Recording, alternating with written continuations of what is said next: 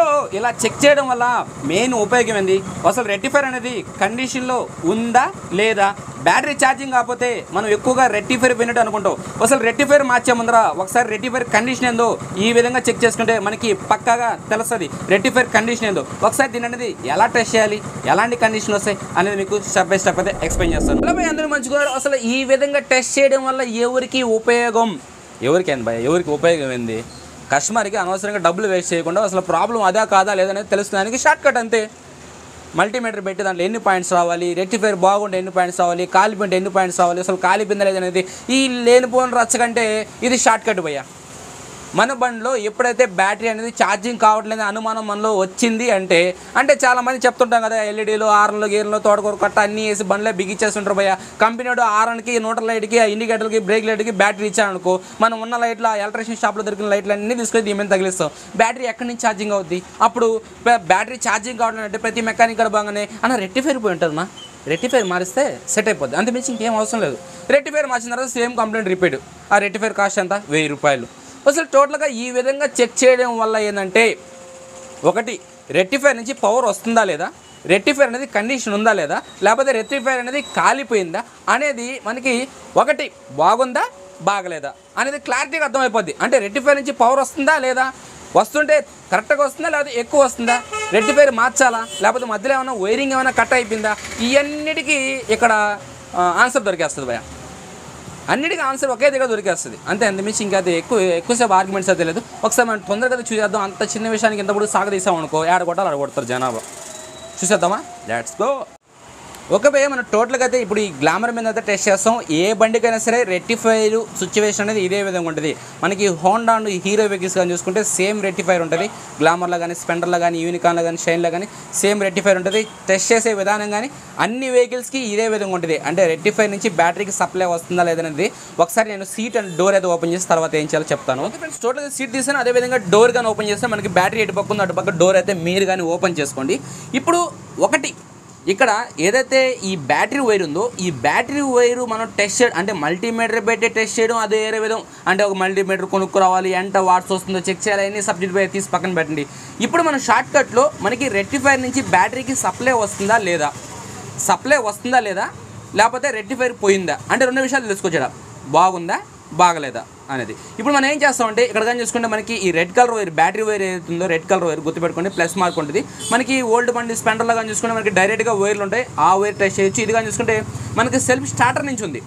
ఓకేనా, self starter నుంచి ఉంది. ఇప్పుడు ఏం చేస్తారంటే ఈ ప్లస్ వైర్ అనేది ఓపెన్ చేయండి.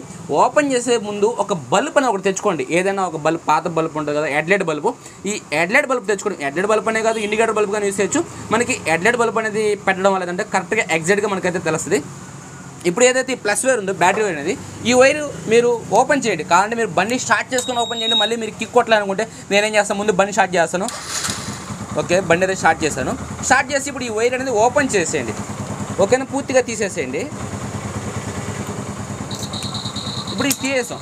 మనకి ఇండికేటర్ బజర్ సౌండ్ కానీ గిరిగిరి స్టార్ట్ అయింది. ఇప్పుడు మీరు ఏం చేస్తారంటే ఈ రబ్బర్ బుట్ అనేది ఇప్పుడు ఇక్కడ ఒకటి మీరు ఏమని గుర్తుపెట్టుకోవాలి, ఏదైతే ఈ బ్యాటరీ వైర్ ఉందో ఈ బల్బు మనం చెక్ చేసిన తర్వాత ఒకటి బల్బు ఎలగచ్చు, ఎలకపోవచ్చు. అంటే రెక్టిఫైర్ నుంచి అంటే ఓల్డ్ విషయంలో సబ్జెక్ట్ వేరే. ఏదైతే ఈ సెల్ఫ్ స్టార్టర్ నుంచి ఈ వైర్ అనేది ఉంటుందో ఒక్కోసారి ఇక్కడ లోపల రెడ్ కలర్ వైర్ ఉంటుంది. అంటే రెక్టిఫైర్ నుంచి వచ్చే రెడ్ కలర్ వైర్ ఉంటుంది. ఆ రెడ్ కలర్ వైర్ కట్ అయిపోయినా సరే మనకి ఇక్కడ పవర్ చూపిదు. అంతేగాని రెక్టిఫైర్ పోయిందని మీరు తొందరపడి మార్చేసారనుకో ప్రాబ్లం అవుతుంది. ఫస్ట్ ఇక్కడ చెక్ చేసుకోవాలి, ఏదైతే బల్బ్ పెట్టేది చెక్ చేసుకోవాలి. తర్వాత ఇక్కడ మీకు బల్బ్ పెరగలేదు, అసలు రెక్టిఫైర్ నుంచి పవర్ రావడం అన్నప్పుడు వెనకాల సీట్ కింద రెక్టిఫైర్ ఏదవుతుందో రెక్టిఫైర్ కూడా మళ్ళీ రెడ్ వైర్ చెక్ చేయాల్సి ఉంటుంది మీరు. ఓకే, అనేది గుర్తించండి. ఒకటి మనం కనుక్కునేదంటే మనకి రెక్టిఫైర్ నుంచి బ్యాటరీకి పవర్ వస్తుందా లేదా, వస్తే బాగా వస్తుందా బాగా రావట్లేదా, రెండు విధాలు తెలిసిపోద్ది. వస్తుందా లేదా, వస్తే బాగా వస్తుందా లేదా. టోటల్గా మీకు పవర్ రానట్టు అయితే ఇక్కడ రెడ్ వైర్ రాకపోతే మీరు డైరెక్ట్గా రెక్టిఫైర్ నుంచి చెక్ చేయాల్సి ఉంటుంది. ఓకే, ఇప్పుడు ఆల్మోస్ట్ కానీ చూసుకోండి ఈ బండికి. ఇప్పుడు మనకి బండి స్టార్టింగ్లో ఉంది. మీరేం చేస్తారంటే 1 పాయింట్ ఏదైతే బల్బులో 3 పాయింట్లు ఉన్నాయో 1 పాయింట్ అనేది బాడీ కానిచ్చండి, 1 పాయింట్ అనేది దీన్ని కానిచ్చండి. ఇప్పుడు మనకి ఎడ లైట్ అయితే వచ్చింది. ఓకేనా, ఇప్పుడు లైట్ వచ్చింది. మనకి ముందర మ్యూజిక్గా ఆగిపోయింది, ఆ కిరికిరి సౌండ్. ఇప్పుడు ఈ లైట్ అనేది వస్తుంది కాబట్టి మనకి రెక్టిఫైర్ నుంచి పవర్ అనేది స్టార్టర్కి వస్తుంది. ఇక్కడ మీరు బల్బ్ పెట్టినప్పుడు ఈ బల్బు కానీ ఎలాగలేదంటే రెక్టిఫైర్ నుంచి ఎవడో మధ్యలో వైర్, రెక్టిఫైర్ నుంచి బ్యాటరీకి వచ్చే వైర్ అనేది మధ్యలో కట్ అయిపోయినట్టుగా మీరు అర్థం చేసుకొని డైరెక్ట్గా రెక్టిఫైర్ కాడ కానీ చెక్ చేయాల్సి ఉంటుంది. ఇప్పుడు మనకి పవర్ వస్తుంది కాబట్టి ఇది ఎక్కువసేపు పట్టుకుంటే కాలుతుంది. జస్ట్ పట్టుకొని ఇప్పుడు మళ్ళీ దీన్ని బాడీకి తగలని వాపండి, స్పార్క్ వస్తుంది. పెద్దగా మీకు కరెంట్ షాక్ లాంటిది ఏం కొట్టదు, భయపడవాపండి. ఓకే, ఇప్పుడు దీన్ని టాన్ ఇచ్చిన తర్వాత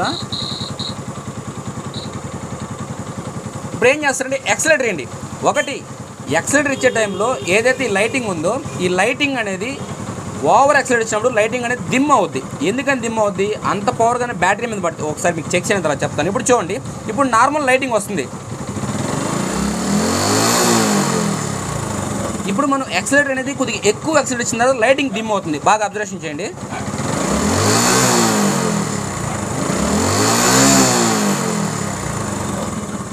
మనం ఎక్కువ యాక్సిలరేటర్ ఇచ్చిన తర్వాత లైటింగ్ అనేది ఎందుకు డిమ్ అవుతుంది?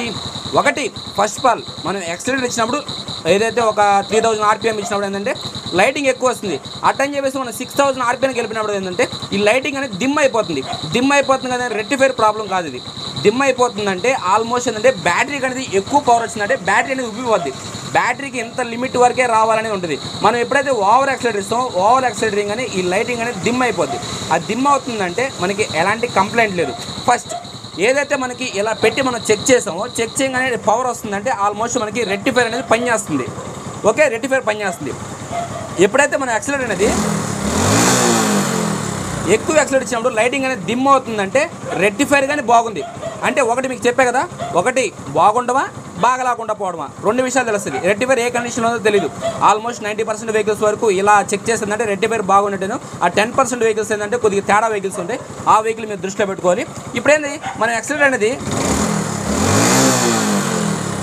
ఎప్పుడు ఎక్కువ ఇస్తున్నామో లైటింగ్ డిమ్ అవుద్ది. ఎప్పుడైతే రెక్టిఫైర్ కాలిపోయింటుందో ఇలా పెట్టినప్పుడు ఇదే లైటింగ్ వస్తుంది. ఎప్పుడైతే ఎక్కువ యాక్సిలరేటర్ ఇస్తామో యాక్సిలరేటర్ ఎక్కువ ఇయ్యంగానే లైటింగ్ అనేది ఇంకా బ్రైట్నెస్ వచ్చేస్తుంది. అంటే లైటింగ్ అనేది ఇంకా ఎక్కువ లైటింగ్ వస్తుంది. ఎక్కువ లైటింగ్ వస్తుందంటే ఆ ఎక్కువ లైటింగ్ రావడం వల్ల ఏంటంటే బ్యాటరీ అనేది తొందరగా బ్యాటరీస్ ఫెయిల్ అవుతాయి. బ్యాటరీలో ఛార్జింగ్ అనేది నిలబడదు.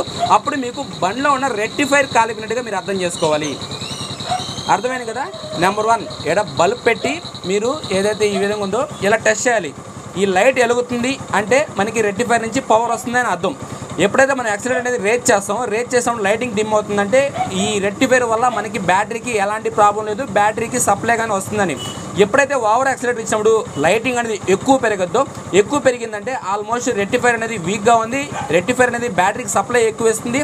దీనివల్ల ఏంటంటే బ్యాటరీలో ఛార్జింగ్ నిలబడదు. అట్టని చెప్పేసి బ్యాటరీస్ కానీ తొందరగా ఎగిరిపోతుంటాయి. అంటే దానికి అర్థం ఏమని, ఎక్కువ యాక్సిలరేటర్ ఇచ్చినప్పుడు మనకి లైటింగ్ పెరిగిందంటే రెక్టిఫైర్ పోయినట్టుగా అర్థం చేసుకోవాలి.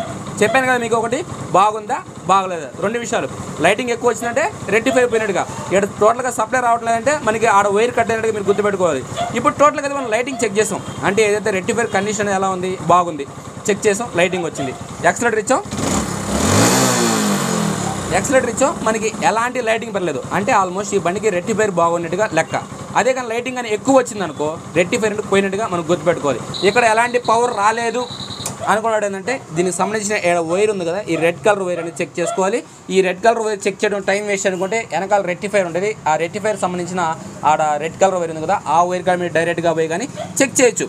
ఇలా చెక్ చేయడం ఏంటంటే జస్ట్ షార్ట్ కట్, రెక్టిఫైర్ బాగుందా బాగలేదా అని అర్థమైపోద్ది. అంటే ఆ తర్వాత ఏంటంటే మనకి బ్యాటరీ ఛార్జింగ్ అవ్వట్లేదు, మీరేంటంటే బండిలో ఉన్న లైటింగ్ మొత్తం వేసుకుంటారు, ఎల్ఈడి వేసుకుంటారు, ఏదేదో నానా గాబరాగా ఈ లైట్లు వేసుకుంటారు. అప్పుడేమనుకుంటా మనం అయ్యో రెక్టిఫైర్ పోయినట్టుగా ఉందని చెప్పేసి మనం తొందరపడి మార్చేసాం 1000 రూపాయలు రెక్టిఫైర్ అనవసరంగా. ఈ విధంగా షార్ట్ కట్లో చెక్ చేసుకోవడం వల్ల ఏమైంది ఉపయోగం, రెక్టిఫైర్ బాగుందా బాగలేదా అనేది అర్థమైపోద్ది. మనకి రెక్టిఫైర్ బాగుంది, ఆ తర్వాత మనం బ్యాటరీ చెక్ చేసుకోవాల్సి వస్తుంది. బ్యాటరీ అనేది న్యూ మోడల్ బ్యాటరీ ఉంది, సైడ్లో ఏమైనా ఉబ్బు ఉందని చెక్ చేసుకోవాలి. కొన్ని బ్యాటరీ సైడ్లో ఉబ్బు ఉంటాయి, సైడ్లో ఉబ్బు ఉందంటే ఆ బ్యాటరీలో ఛార్జింగ్ అనేది ఎక్కువసేపు నిలబడదు అని అర్థం. ఓకేనా. అదేవిధంగా డ్రై బ్యాటరీస్ ఏదైతే ఉన్నాయో డ్రై బ్యాటరీస్ ఎక్కువగా అతి ఎక్కువ డ్రైవింగ్ చేసే వాళ్ళకి కానీ ఒక 2 ఇయర్స్ అంతకంటే ఎక్కువ రాదు. ఇంకో అంటే 2.5 years అంటే బండికి వచ్చే బ్యాటరీ. తర్వాత మనం వేసే బ్యాటరీ ఏంటంటే మనం వేసే బ్యాటరీ 3 years రావచ్చు, 3.5 years రావచ్చు, కొన్ని బండ్లు 3 years వస్తాయి. టోటల్గా అయితే మనం ఈ విధంగా టెస్ట్ చేయాలి. భయ టోటల్గా చూసారు కదా మనకి రెక్టిఫైర్ అనేది ఎలా ఉంది, ఏ కండిషన్లో ఉంది. ఇక్కడ ఏంటంటే మీరు 2 విషయాలు గుర్తుపెట్టుకోవాలి భయ్య, పదే చెప్తున్నాను చెప్పి ఇసుకించుకోవాలి. ఇలాంటి ప్రాబ్లమ్స్ వల్ల ఏంటంటే చాలామంది మెకానిక్లు తొందరపడుతుంటారు కాబట్టి నేను పదే అని చెప్తున్నాను. మీరు ఏదైనా ఒక బల్బ్ పెట్టి టెస్ట్ చేయండి, రెక్టిఫైర్ కండిషన్ బాగుందా బాగలేదా లేకపోతే వీక్గా ఉంది మీకు అర్థమైపోద్ది. తర్వాత బ్యాటరీ కానీ ఉబ్బుగా ఉందని చెక్ చేయండి. మనం సింపుల్గా ఏంటంటే ఈ మెథడ్లో మనకి మల్టీమీటర్ పెట్టి అయ్యింది గందరగోళం మల్టీమీటర్ పెడితే కొన్ని బండ్లకి అలా రావచ్చు ఇలా రావచ్చు ఏంటంటే ఈ బల్బ్ పెట్టడం వల్ల ఏంటంటే రెక్టిఫైర్ హై టెంపరేచర్ ఇస్తుందా, కరెక్ట్గా టెంపరేచర్ ఇస్తుందా. ఈ బల్బు కానీ రేట్ చేసినప్పుడు కాలిపోయిందంటే కంపల్సరీగా రెక్టిఫైర్ పోయినట్టుగా. మనం ఎప్పుడైతే రేట్ చేసినా సరే బల్బు ఎలాంటి డ్యామేజ్ కాలేదు కాబట్టి మనకి రెక్టిఫైర్ కండిషన్గా. ఆ టైంలో ఏంటంటే మీ బండిలో ఉన్న లైటింగ్ అనేది తగ్గించుకోండి. ఎందుకంటే కొంతమంది ఎల్ఈడి వేస్తుంటారు, సైడ్ హార్న్స్ వేస్తుంటారు, అవన్నీ తగ్గించుకోండి. అంతేకాని తొందరపడి రెక్టిఫైర్ మార్చేయడం, బ్యాటరీ మార్చేయడం అలా చేయవండి. మీకు బండిలో నుంచి రెక్టిఫైర్ అనేది కరెక్ట్ పవర్ ఇస్తుంది. అయితే మీరు రెక్టిఫైర్కి ఇచ్చే పవర్ కంటే మీ బండిలో ఎక్కువ లైటింగ్ ఉన్నట్టుగా మీరైతే గుర్తించుకొని లైటింగ్ తగ్గించుకుంటే ఆటోమేటిక్గా మీ బండిలో సెల్ఫ్ అర్లీ మార్నింగ్ సెల్ఫ్ పనిచేయడం అయినైతే నార్మల్ అవుతుంది. చాలా రోజుల నుంచి అయితే మన సబ్స్క్రైబర్స్ అడుగుతున్నారు, అదేవిధంగా మెకానిక్ అడుగుతున్నాను షార్ట్ కట్లో రెక్టిఫైర్ అనేది ఎలా చెక్ చేయాలి అనేది. ఏదో నాకు తెలిసినందుకు నేను చెప్పాను, మీకు నచ్చింది అనుకుంటే టోటల్గా నచ్చిందని లైక్ చేయండి, కామెంట్ చేయండి, మీ ఫ్రెండ్స్ అండ్ ఫ్యామిలీ మెంబర్స్కి ఈ వీడియోని షేర్ చేసి మన ఛానల్ సపోర్ట్ చేయండి భయ. ఎందుకంటే మీరు సపోర్ట్ చేస్తే నేను ఇంత దూరం వచ్చాను, ఇంకా సపోర్ట్ చేస్తే ఇంకా చాలా దూరం పోవాలి. అది మీరు సపోర్ట్ చేసేది తీరాలి. Okay, thank you, bye.